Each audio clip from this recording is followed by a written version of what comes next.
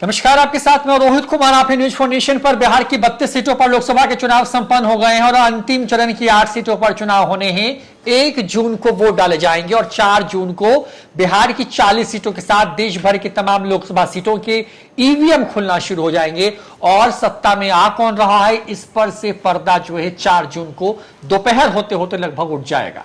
बड़ी बात यह है कि एक तरफ प्रधानमंत्री नरेंद्र मोदी तीसरी बार हैट्रिक लगाने के लिए चुनावी मैदान में हैं, तो दूसरी तरफ जो है इंडिया अलायंस है और इसमें विपक्ष के तमाम लगभग बड़े दल जो है वो शामिल हैं।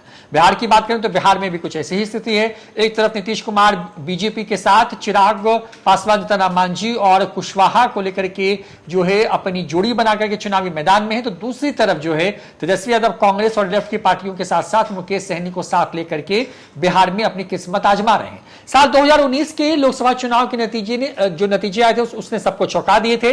बड़ी बात यह है कि बिहार की 40 में से 39 सीटें एनडीए जीत गई थी, आरजेडी को 0 आया था। तेजस्वी यादव करीब 250 चुनावी जनसभाएं कर चुके हैं। दूसरी तरफ प्रधानमंत्री मोदी 15 बार बिहार आ चुके हैं, 15 सभाओं को संबोधित कर चुके हैं और तमाम बड़े दिग्गज लगातार प्रचार कर रहे हैं। तो 1 जून को जो बिहार का आखिरी चरण है, 7वां चरण, जिसमें बिहार की 8 सीटें हैं, उसकी 3 हॉट सीटों को निकाला है हमने आपके लिए। 3 हॉट सीट इस लिहाज से कि एक जगह जहां पर गुस्से का इजहार हो रहा है उसकी बात करेंगे, यानी कि जहानाबाद लोकसभा सीट। फिर बात करेंगे बक्सर की, वहां पर भीतरी बनाम बाहरी की लड़ाई चल रही है। मुकाबला जो है वहां पे चतुष्कोणीय है, यानी कि 4 जो प्रतिद्वंदी हैं वो आमने सामने हैं। और तीसरी सीट होगी बिहार के नालंदा की, जो नीतीश कुमार का गृह जिला है, और नालंदा में क्या चलेगा इसी पर विस्तार से बात करेंगे। एक एक करके तमाम सीटों के बारे में बातचीत करेंगे। शुरुआत करते हैं भूमिहारों के गढ़ कहे जाने वाले जहानाबाद की। हमारे साथ में हमारे सहयोगी दिवांशु मौजूद हैं। दिवांशु, जहानाबाद में पिछले बार ही नीतीश कुमार ने एक अलग प्रयोग किया जब भूमिहारों के हाथ से सीट को लेकर के चंद्रेश्वर चंद्रवंशी को उन्होंने मौका दिया, वो सांसद बन गए बहुत कम के मार्जिन से। मुझे लगता है कि बिहार में सबसे लो मार्जिन से जीती गई लोकसभा की सीट थी 2019 में। बिल्कुल 1751 वोट से ही जीते थे चंद्रेश्वर चंद्रवंशी। बिहार में सबसे कम मार्जिन से जीतने वाले सांसद थे।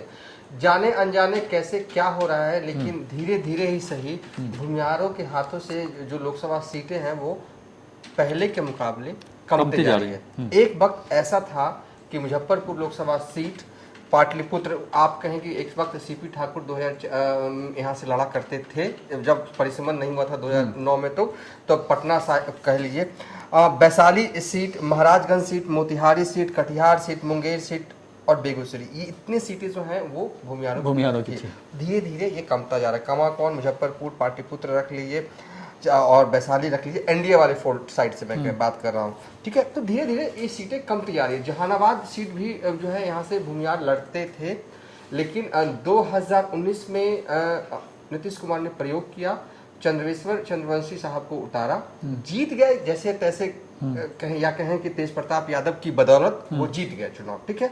लेकिन इस बार जब जहानाबाद में उम्मीदवार के नाम का ऐलान नहीं हुआ था, तब ये पॉलिटिकल कॉरिडोर में ये गॉसिप थी कि नाम जो भी हो जेडीयू की तरफ से, लेकिन वो नया होगा। लेकिन नीतीश कुमार ने पुराने वाले उम्मीदवार को फिर से जो है उतारा। प्रचार जब शुरू हो रहा था जहानाबाद में, तो कई जगह जो है वो सबसे पहले तो आशुतोष कुमार जो है वो उन्होंने ऐलान कर दिया कि वो चुनाव लड़ेंगे। और जब ये देखा गया कि जहानाबाद के जो भूमिहार हैं वो मौजूदा सांसद और मौजूदा जो जेडीयू के उम्मीदवार हैं उनसे नाखुश है, वो बड़े बड़े भूमिहार, एक तरह से कह सकते हैं बड़े बड़े भूमिहार डॉक्टर हो गए, इंजीनियर्स हो गए, उनके पक्ष में वहाँ पर प्रचार करने जा रहे थे मोहल्लों में और टाउन में, लेकिन फिर भी बात बनती हुई जो है वो नहीं दिख रही थी। फिर अंततोगत्वा नीतीश कुमार ने एरिस्टो फार्मा, जो कि जहानाबाद क्या पूरे बिहार भर में एक बड़ा नाम है और खासकर जहानाबाद के लोग तो उन्हें बहुत ही मानते हैं क्योंकि वो वहीं के रहने वाले हैं। एरिस्टो फार्मा के एमडी भोला सिंह कमान संभालते हैं, नीतीश कुमार से मुलाकात होती है उनकी, नीतीश कुमार उनको भेजते हैं और जो जेडीयू के प्रत्याशी हैं जहानाबाद से उनके लिए प्रचार करते हैं, चुनावी जनसभा को संबोधित करते हैं। और वे कहते हैं कि नीतीश कुमार ने उन्हें कहा है कि अगली बार भूमिहारों को उचित प्रतिनिधित्व दिया जाएगा, ये एग्जैक्ट लाइन था। कि सीएम नीतीश कुमार ने उनसे कहा, यानी कि जो नाराज भूमिहार है उन्हें मनाने का ये एक टैक्टिस। और रही बात अरिस्टो फार्मा के जो एमडी हैं भोला सिंह, कई सामाजिक कार्यों से जुड़े हुए हैं और खासकर जहानाबाद इलाके में, फिर भी अभी तक बात जो है वो बनती हुई नहीं दिख रही है। दूसरे अपोनेंट साइड से सुरेंद्र यादव है, पिछले बार भी वही उम्मीदवार थे। थोड़ा सा पॉलिटिकल हिस्ट्री देख लेते हैं, उसके बाद हम क्लियर आपको बता देंगे कि आखिर क्या होने जा रहा है, एग्जैक्ट माहौल जो है वो है क्या, और क्या ये माहौल बदलेगा या इसी तरीके से जो है ये माहौल लोकसभा चुनाव जब होंगे जहानाबाद में, तो इसी तरीके का माहौल जो है वो रहने वाला है। जेडीयू जीतेगी जहानाबाद या हारेगी, हम सब कुछ बताएंगे। लेकिन सबसे पहले 2019 में क्या हुआ था ये देखिए।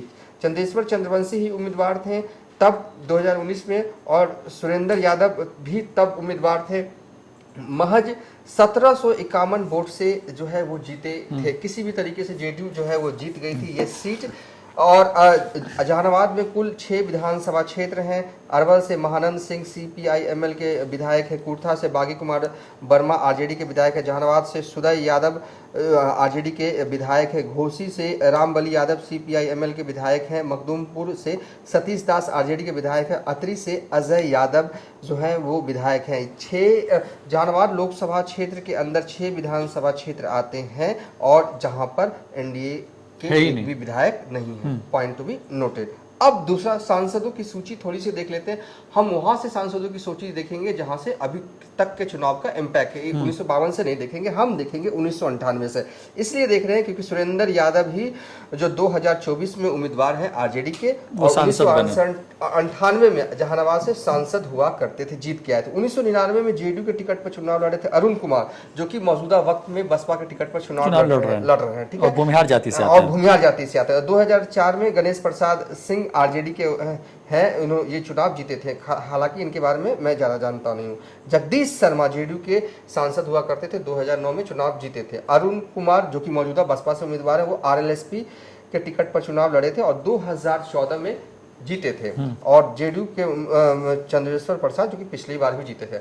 एक फैक्टर बहुत ही कॉमन है यहाँ पर कि 1998 से हम ये सूची दिखा रहे हैं, और जहानाबाद लोकसभा चुनाव का एक नेचर ये है रोहित कि वहाँ पर सांसद रिपीट 1998 के बाद एक भी नहीं हुए हैं। इस लिहाज से ये मतलब चुनाव भी अलग होने जा रहा है। जेडीयू को हारना है, RJD को जीतना। RJD को ये मैं नहीं कह सकता, कुल 4 कांटेदार या कहें कि दमदार उम्मीदवार या कहें कि जोरदार उम्मीदवार जो हैं वो जहानाबाद में हैं। जेडीयू के उम्मीदवार हो गए, RJD के तो हो गए, बसपा के उम्मीदवार अरुण कुमार जो कि 2 बार यहाँ से सांसद रह चुके हैं और भूमिहार जाति से हैं। वो लड़ने ही इसलिए आए हैं क्योंकि उनको हवा का रुख का पता चल गया कि लगा उन्हें कि जहानाबाद के भूमिहार नाराज हैं तो उनका चांस बनता है, तो वो चुनाव लड़ रहे हैं। ठीक है, आशुतोष कुमार चुनाव लड़ रहे हैं, वो क्योंकि वो भी भूमिहार जाति से आते हैं, और वो भी इसलिए लड़ रहे हैं क्योंकि भूमिहार उनको समर्थन कर रहे हैं, उनको ऐसा लग रहा है, और लगा कि भूमिहार यहाँ के एकदम बिल्कुल नाराज है तो चांस बन सकता है। और एक RJD की पूर्व विधायक हुआ करती हैं, वो भी चुनाव लड़ रही है, तो वो यादव समाज का वोट काटने के लिए भी, सुरेंद्र यादव का वोट काटने के लिए भी वहां पर उम्मीदवार हैं। ठीक है, ये रहा पॉलिटिकल हिस्ट्री, हमने जो है वो बता दिया। अगर जातीय समीकरण हल्के तौर पर अगर देखें तो जातीय समीकरण जो है वहां पर यादव जो है वो 3,58,000 है, भूमिहार जो है वो 3,36,000 है, और रविदास जो है वो 1,05,000 है। इसके अलावा मुस्लिम भी है 2 लाख, अति पिछड़ा भी कभी वोट्स है। तो जातीय समीकरण में ये यादव और भूमिहार बहुल क्षेत्र माना जाता है। ठीक है, इससे कोई कतई इनकार नहीं कर सकता कि जहानाबाद के भूमिहार जो है वो नाराज है। अगर नाराज नहीं होते तो अरिस्टो फार्मा के जो है MD हैं भोला सिंह को चुनावी मैदान में प्रचार करने के लिए उतरना, और तमाम बड़े दिग्गजों को उतार दिया है जदयू ने। मतलब जितने भी बड़े नेता हैं, मतलब अगली जाति के, खासे भूमिहार जाति के, सभी को मतलब विधानसभा अलॉट कर दिया गया कि आप वहां जाकर के टर्नआउट कराइए, टर्नआउट करवाइए, और इंटरनल तौर पर मैसेज दिया जाएगा अगली बार हम करेंगे भूमिहारों का काम, अगली बार हम भूमिहारों को उम्मीदवार उतारेंगे, सब कुछ करेंगे। मतलब ये पूरा मैसेज इंटरनल तौर पर पहुंचाएगा। अब होगा क्या यहाँ से मतलब कि चंद्रवंशी जो जेडीयू के उम्मीदवार हैं वो जीत सकते हैं क्या जो कि सुरेंद्र यादव है, जो जीतते जीतते जो कई दफा लगातार रह जा रहे हैं, क्या वो इस बार जीत सकते हैं? तो अगर मैं कहूँगा यहाँ पर आज की तारीख के हिसाब से, क्योंकि चुनाव 1 तारीख को होना है, आज की तारीख के हिसाब से मुझे लगता है कि एज जो है वो आरजेडी के उम्मीदवार को है, इससे कतई इनकार नहीं किया सकता, क्योंकि जेडीयू के उम्मीदवार से तो नाराज हैं वहाँ के भूमिहार मतदाता, और यही सबसे बड़ी चिंता का विषय है। और होते हैं ना कि जहानाबाद के भूमिहार को आप इस तरीके से इधर उधर नहीं कर सकते हैं, और बड़े इंटैक्ट होते हैं, और वो बोरा खोलने वाला सिस्टम भी यहाँ पर काम नहीं करेगा। बोरा खोल भी दीजिएगा ना तो पता चले जहाँ देना है वहीं पर दिया जाता है। तो मतलब कि बहुत इंटैक्ट है और बहुत जागरूक भी है, ठीक है, बहुत ये सब मसला है। आज की तारीख के हिसाब से आरजेडी के जो उम्मीदवार हैं सुरेंद्र यादव, उनको एज है। हालांकि उनके वोट बैंक में भी सेधमारी करने के लिए एक और यादव वहाँ चुनावी रन में है, लेकिन फिर भी एज मुझे यहाँ से दिखा दे रहा है। अभी थोड़ा 3-4 दिन का वक्त प्रचार अभी बाकी है, तो हो सकता है कुछ टर्नअप, कुछ चीजें अचानक हो जाए तो नहीं कहा सकता, लेकिन आज की तारीख के हिसाब से भारी हैं, मतलब सुरेंद्र यादव दिख रहे हैं। और ऐसा इसलिए नहीं, आरजेडी की वजह से भारी नहीं हुए हैं, अपोनेंट की वजह से ऑटोमेटिक भारी हो गए हैं। चलिए बक्सर सीट की बात करते हैं। बक्सर मतलब जहां से बिहार शुरू होता है, गंगा के किनारे का शहर, भगवान राम यहां पर आए थे, ऐसी मान्यता है बक्सर को लेकर के। और बक्सर में जो है अश्वनी चौबे, बीजेपी ने जिन लोगों का टिकट काटा उसमें से अश्वनी चौबे जो कि केंद्रीय मंत्री रह चुके हैं, उनका नाम था, उनका टिकट काटा गया। भागलपुर से राजनीति करते रहे, लेकिन अचानक से लालमुनि चौबे की जगह पर जो है बक्सर से उनको चुनाव लड़वाया गया, चुनाव जीत करके आए, तो मोदी ने इनाम के तौर पर उनको केंद्रीय में राज्य मंत्री का ओहदा दिया। लेकिन इस बार ऐसा कुछ हुआ जिसकी वजह से अश्वनी चौबे का टिकट कट गया, और वहां पर मिथिलेश तिवारी जो बीजेपी के विधायक हुआ करते थे, उनको मौका दिया है। उनके खिलाफ चुनाव लड़ कौन रहे हैं? उनके खिलाफ चुनाव लड़ रहे हैं सुधाकर सिंह, क्योंकि ये इलाका जो है वो सुधाकर सिंह के प्रभाव वाला है। जनार्दन सिंह के बेटे हैं वो। जब तेजस्वी यादव की सरकार बनी बिहार में नीतीश कुमार के साथ, तो वो मंत्री बनाए गए कृषि मामलों के, और पहला जो विकेट नीतीश कुमार ने किसी गिराया आरजेडी खेमे का, वो सुधाकर सिंह था, उनके एक बयान की वजह से, और उनका इस्तीफा हुआ। हालांकि सुधाकर सिंह ने चुप्पी नहीं साधी, वो लगातार बोलते रहे, चाहे राकेश टिकैत को लाना हो या कुछ भी, इस तरह की तमाम चीजें होती रही। वहां पर एक आईपीएस अधिकारी भी जो है वो वीआरएस लेकर के चुनाव लड़ रहा है। दूसरी तरफ ददन पहलवान चुनाव लड़ रहे हैं, और अनिल कुमार जो कि बसपा के टिकट पर यानी हाथी छाप पर चुनाव लड़ रहे हैं। तो कुल 5 लोग वहां पर चुनावी ताल ठोक रहे हैं। बक्सर का मिजाज क्या कह रहा है वहां पे? हाँ, बक्सर में होता है ना, कहीं 2 कोणीय होता है, त्रिकोणीय होता है। बक्सर में चुनाव जो है वो बहुकोणीय हो चुका है। जैसे कि आपने कहा कि 5 दमदार जोरदार उम्मीदवार जो हैं वो रेस में हैं। बीजेपी की ये सीट मानी जाती है कि बीजेपी यहाँ पर स्ट्रांग है। अगर अभी से पूछा जाए तो सिंपल तरीके से हम जवाब देंगे, लेकिन क्योंकि कई उम्मीदवार हैं बसपा से, जो उम्मीदवार बसपा का 1 लाख वोट है वहाँ पर, वो कोई भी वहाँ से लड़े 1 लाख ले आता, अच्छे से लड़े तो ठीक है। तो बसपा का 1 लाख वोट है। ददन पहलवान निर्दलीय लड़ रहे हैं, और उनको सपोर्ट है AIMIM का, यानी कि मुस्लिम कुछ भी कटेगा तो आरजेडी का ही कटेगा। सुधाकर सिंह जो कि उसी लोकसभा क्षेत्र के अंतर्गत आता है, रामगढ़, वहीं से विधायक है, राजपूत समाज से आते हैं सुधाकर सिंह, वो चुनावी रन में है, और मुख्य तौर पर कह सकते हैं कि मुख्य चुनावी रेस में है। और मिथिलेश तिवारी जो है वो उम्मीदवार है बीजेपी के। कौन जीत रहा है, कौन हारा, लड़ाई दिलचस्प होने वाली है, सब कुछ हम बताएंगे क्लियर आज की तारीख के हिसाब से कौन जो है वो रेस में आगे जा रहा है। लेकिन ये इत्तेफाक कहिए कि ये सीट मानी जाती है कि बक्सर, इससे पहले अश्वनी चौबे, उससे पहले लालमुनि चौबे यहाँ पर सांसद रहे हैं। लंबे अरसे से बीजेपी का स्ट्रॉन्ग जोन, या कहें कि स्ट्रॉन्ग सीट ये रही है। बक्सर में चुनावी समीकरण थोड़ा देख लेते हैं। बक्सर में लोकसभा में 6 विधानसभा आते हैं, और देखिए, पहला ब्रह्मपुर शंभुनाथ आरजेडी के विधायक है, बक्सर से संजय तिवारी कांग्रेस के विधायक है, डुमराव से अजीत कुशवाहा CPI-ML के विधायक है, राजपुर से विश्वनाथ राम कांग्रेस के विधायक हैं, रामगढ़ से सुधाकर सिंह आरजेडी के विधायक हैं, और दिनारा से विजय कुमार मंडल आरजेडी के विधायक हैं। हम कहते हैं कि बीजेपी की स्ट्रॉन्ग सीट है, लेकिन 2020 में जब विधानसभा चुनाव हुए तो एनडीए का एक भी प्रत्याशी वहाँ नहीं जीता, यहाँ से जीत कर नहीं वो तो पूरा पहला चरण ही ऐसा था कि बिल्कुल वाइप आउट हो गई एनडीए बिहार के अंदर में। मतलब जब तेजस्वी यादव ने नौकरी की बात करके चुनाव लड़ा। हाँ बिल्कुल। तो यहाँ पर ये एनडीए का एक भी विधायक नहीं, पॉइंट ऑफ व्यू। अब देखते हैं जातीय समीकरण। यहाँ का जातीय समीकरण बताता है, इसे ब्राह्मण बहुल सीट भी कहते हैं। यहाँ पर ब्राह्मण 4 लाख से ज़्यादा हैं, यादव करीब 3.5 लाख के करीब है, राजपूत जो है वो 3 लाख के करीब है, भूमियार 2.5 लाख के करीब है, मुसलमान जो है वो 1.5 लाख के करीब है। कुर्मी, कुशवाहा, वैश्य, दलित और अन्य जाति भी बड़ी तादाद में यहाँ पर है। मुख्य रूप से ब्राह्मण जो है वो 4 लाख से, तो ब्राह्मण वैसे भी कहा जाता है स्वर्ण वोटर जो है वो बीजेपी के हिस्से वाले वोट बैंक होते हैं। अब यहाँ पर देखिए तेजस्वी यादव की ताकत है क्या। तेजस्वी यादव की ताकत M22 है। यादव और मुस्लिम को मिला लिए तो 3.5 और 1.5 ये वोट बैंक उनके साथ रहेगा। राजपूत क्या करेगा, क्या राजपूत टूटने जा रहा है? सुधाकर सिंह चुनाव लड़ रहे हैं तो क्या राजपूत का वोट 3 लाख जो है वो गिर जाएगा? ये कहना मुश्किल है। यहीं पर अग्नि परीक्षा है, कौन कितना राजपूत को तोड़ता है। भूमियार तो चलिए मानिए इस सीट पर तो बीजेपी के साथ है, और ऐसे भी मोटे तौर पे भी कहा जाता है कि भूमियार जो है वो बीजेपी के साथ रहते हैं। बात जहानाबाद की मत छेड़िए तो भूमियार 2.5 लाख के करीब है यहाँ पर, ये इनके साथ है। राजपूत क्या करेगा? राजपूत की वोट में क्या सुधाकर सिंह चुनाव लड़ रहे हैं तो पूरा राजपूत इंटैक्ट हो जाएगा? आरजेडी को वोट दे देगा सुधाकर सिंह के नाम पर? ये एक बड़ा सवाल है, और इसी सवाल के जवाब में छुपा हुआ है ये राज, कौन बक्सर का चुनावी रन जो है वो जीतने वाला है। अगर मैं यहाँ से देख रहा हूँ, आज की तारीख से देख रहा हूँ, कोई कुछ भी कहे, समीकरण अपने लिहाज से होते हैं, विधानसभा वाले समीकरण अपने लिहाज से होते हैं, प्रचार भी अच्छी खास। जो निर्दलीय उम्मीदवार जो एक और हैं जो कि ब्राह्मण समाज से आते हैं, पूर्व IPS रहे हैं, उनका भी प्रचार राजीव मिश्रा, उनका भी प्रचार जो है वो अच्छा खासा जो है वो चल रहा है। लेकिन फिर भी यहाँ पर मिथिलेश तिवारी जो कि बीजेपी के उम्मीदवार हैं उनको एज है, यानी कि वो थोड़े से मुझे सभी उम्मीदवारों से या कहें कि आरजेडी के उम्मीदवारों से तो स्ट्रॉन्ग जोन में, थोड़े से स्ट्रॉन्ग जोन में अभी दिख रहे हैं। आखिरी मोमेंट प्रचार के आखिरी दौर में या क्या कुछ हो जाए तो फिर हम अलग वीडियो बनाएंगे, लेकिन आज की तारीख अभी के हिसाब से मिथिलेश तिवारी को इस सीट पर एज दिख रहा है। रोहित, तो चलिए 2 सीटों की बात कर ली, अब सीट की बात करते हैं नीतीश कुमार की, नालंदा की। और नालंदा में इस बार मुकाबला जो है वो बहुत खास है, क्योंकि कौशलेंद्र जो कुमार हैं जो कि सिटिंग सांसद हैं वहां के, 4थी बार सांसद बनने के चुनावी मैदान में हैं, और अगर वो जीतते हैं तो वो रिकॉर्ड बना देंगे।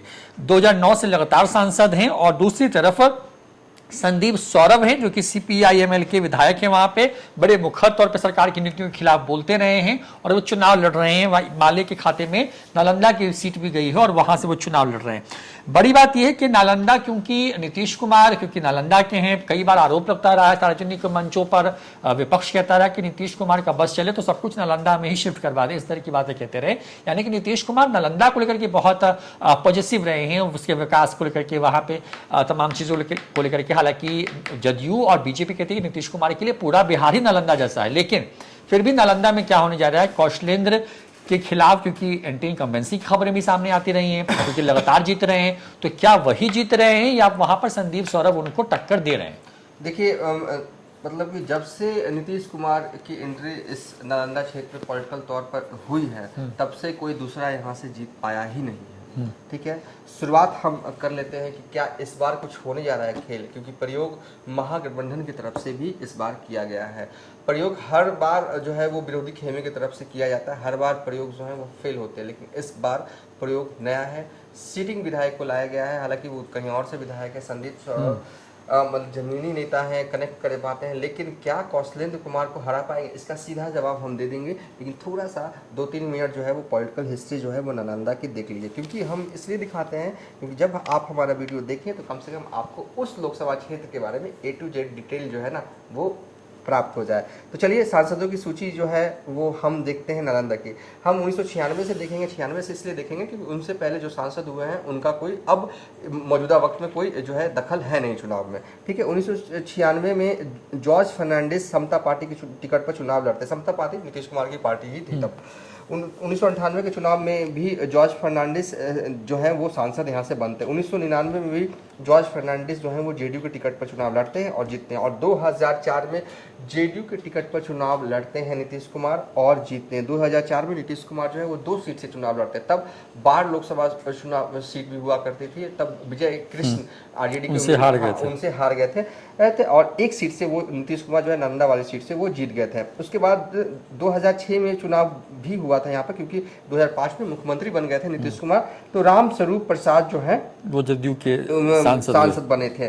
तो ये 2006 और 2006 के बाद 2000 आया 9 और 9 में कौशलेंद्र कुमार जो जीतते हैं, 14 में जीतते हैं और 2019 में भी जीतते हैं और 2024 में जो है वो यहाँ से जेडीयू के उम्मीदवार हैं। अब क्या होगा देखिए, नालंदा में कितने विधानसभा हैं, उन विधानसभाओं में कौन विधायक, ये जानने की ज़्यादा जरूरत है नहीं, इसलिए हम दिखा भी नहीं रहे। हालांकि एक जानकारी के लिए बता दें, इस्लामपुर से राकेश रोशन इकलौते आरजेडी के विधायक हैं, बाकी सीटों पर एनडीए का कब्जा है। चलिए अब हम देखते हैं कि नालंदा लोकसभा क्षेत्र का जातीय समीकरण क्या कहता है, क्यों नीतीश कुमार इस सीट पर इतने स्ट्रांग है कि विरोधी खेमा प्रयोग करता है हर बार, और हर बार प्रयोग फेल क्यों रहता है। क्या नालंदा में नीतीश कुमार ने ऐसी विकास की नदियां बहा दी हैं कि कोई भी खड़ा हो जाए उनकी पार्टी के टिकट पर चुनाव जीत जाएगा? क्या है, क्यों है वो, मतलब कि जीत का कौन सा, मतलब कि जो है वो मतलब क्या कह सकते हैं आप, डायग्राम बना रखा है नीतीश कुमार नालंदा में, जिसे भेद पाना जो है विरोधी अब तक जो है वो सीख नहीं पाए हैं, समझिए। और इस जो है इसका राज छुपा है वहाँ के जातीय समीकरण में। आखिर क्यों नीतीश कुमार की पार्टी जेडीयू हर बार नालंदा जीतती है? एक तो नीतीश कुमार का गृह जिला कहा जाता है नालंदा, ठीक है। कुर्मी यहाँ पर है जो 4.5 लाख उनकी आबादी है नालंदा लोकसभा क्षेत्र में। यादव 3,35,000 है, मुस्लिम 2 लाख है, बनिया 1,85,000 है, पासवान 1,35,000 है, कुशवाहा 1 लाख है, और उसके अलावा स्वर्ण मतदाता भी यहाँ पर अच्छी खासी उनकी आबादी भी, राजपूत, भूमियार और ब्राह्मण को भी मिला दे तो 1 लाख के आसपास वहाँ पर आती है। कुर्मी, चूंकि खुद कुर्मी 4.5 लाख, एक जाति इतने अमाउंट में किसी लोकसभा क्षेत्र में, चाहे आप किसी राजपूत को बहुल क्षेत्र में जाइए, चाहे ब्राह्मण बहुल क्षेत्र में जाइए, चाहे आप भूमियार बहुल क्षेत्र में जाइए, इतने बड़ा चंक पूरे बिहार में नहीं है एक जाति का जितना नालंदा में कुर्मी जाति का है, और 4,50,000। और खुद नीतीश कुमार इस जाति से आते हैं रोहित जी, तो कुर्मी तो भाई ऐसे कहा जाता है कि जहाँ नीतीश कुमार वहाँ कुर्मी खड़ा है, ठीक है। यही है जीत, और यही की वजह से कोई भी मतलब जेडीयू जीतती रही है, ठीक है। अब याद ऐसा नहीं है, विरोधी खेमे के पास भी ताकत है, एम बाई को अगर जोड़ दिए हो तो हो जाता है। यादव 3,35,000, मुस्लिम 2 लाख, इस हिसाब से तो कुर्मी को टक्कर दे सकता है एम बाई, लेकिन यहाँ पर कुशवाहा जुड़ जाता है, बनिया जुड़ जाता है, 1,85,000 मान लीजिए, यही 2 लाख हो जाता है। ये तो हार्डकोर वोटर है ना बीजेपी का, तो ये सब स्वर्ण मतदाता क्या करेगा? स्वर्ण मतदाता भी 1 लाख है, कुशवाहा 1 लाख है, पासवान मान लीजिए कुछ तोड़ लिया आपने तो तोड़ लिया, लेकिन फिर भी तो सारे समीकरण कल भी नीतीश कुमार के साथ थे नालंदा में, आज भी जातीय समीकरण जो है वो नीतीश कुमार के साथ है। किसी भी लिहाज से देख लीजिए तो ये सीट स्ट्रॉन्ग जोन 2024 में भी, स्ट्रॉन्ग जोन नहीं, बहुत बहुत बहुत स्ट्रॉन्ग जोन नीतीश कुमार की पार्टी के लिए है। कौशलेंद्र कुमार चुनाव लड़ रहे हैं, कोई और भी चुनाव यहाँ पर लड़ता जेडीयू के टिकट पर तो उसको भी एज होता, और इनको भी एज है, तो मुश्किल रहा संदीप सौरभ के लिए। हाँ, युवा नेता हैं, चुनाव लड़ रहे हैं, चूंकि लोकसभा का चुनाव पहली बार लड़े, कुछ सीखेंगे और भविष्य में कुछ इससे बेहतर निकाल सकते हैं। बस तो चलिए, बिहार की 3 सीटों का हाल है, जहानाबाद, बक्सर और नालंदा की, और यहाँ पर जो ग्राउंड रियलिटी है आज के हिसाब से वो हमने आप तक पहुंचाई। दूसरे जो 7वां चरण है उसमें कुल 8 सीटें हैं, एक करके हम जो है क्लब कर करके 2-2, 3-3 सीटों को आप तक पहुंचाएंगे, ताकि आप समझ पाए कि वहां पर क्या है। चुनाव के दिन न्यूज फॉर नेशन तो आपको पल पल के अपडेट देता ही रहता है, और चुनाव के बाद क्या स्थिति हुई उसका भी विश्लेषण हम करते रहे। फिलहाल इतना ही, देखते हैं न्यूज फॉर नेशन। नमस्कार।